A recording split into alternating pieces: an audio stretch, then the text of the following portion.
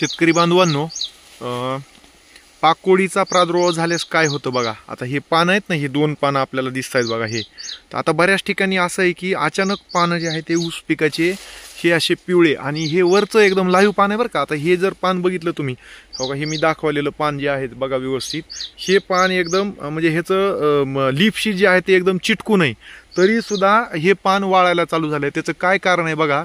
Outbreak जो आहे तो आपल्या भागामध्ये ह्या जे आहे ते ह्याचा फार म्हणजे प्रचंड मोठ्या प्रमाणामध्ये झालेला आहे पाकोळीचा. म्हणजे ETL जी काय आहे, आता ETL काय तर एका पानावर जर 3 ते 5 जर निम्फ किंवा हे कीटक असतील, अडल्ट जरी असेल तर ते समजून धरायचं की ही आर्थिक नुकसान पातळी आहे, धोक्याची पातळी. त्यावेळेस आपण उपाययोजना करायला पाहिजेत फवारणीच्या.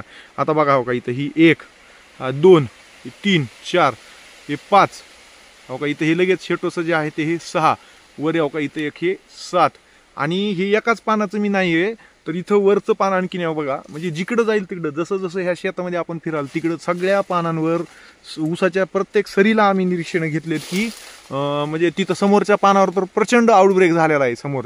आता हे झूम होणार नाही, थोडंसं काळोखा असल्यामुळं, अंधार असल्यामुळं, पण हे जर आपण बघितलं आता त्या पानाला हात लावलं तर ते उडून जाते सगळे कीटक. पण इथं आपल्याला अंधक दिसत असेल की प्रत्येक पानावर 10-12 अशा पद्धतीनं सुद्धा एवढं मोठं प्रमाण जे आहे ते ह्या पाकोळीचं झालं आहे.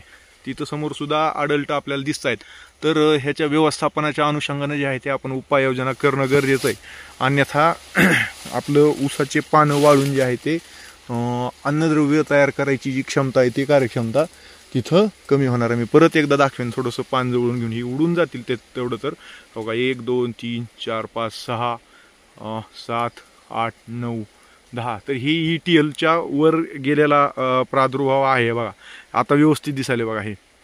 हां हे अडल्ट आहेत, हे जे दिसत आहेत टोपणासारखे पानं ह्याच्यावर हे असलेले, आणि हे त्याचे पिलं इथं ह्याचंच रूपांतर पुन्हा खाली अडल्टमध्ये होतं हे अशा पद्धतीनं.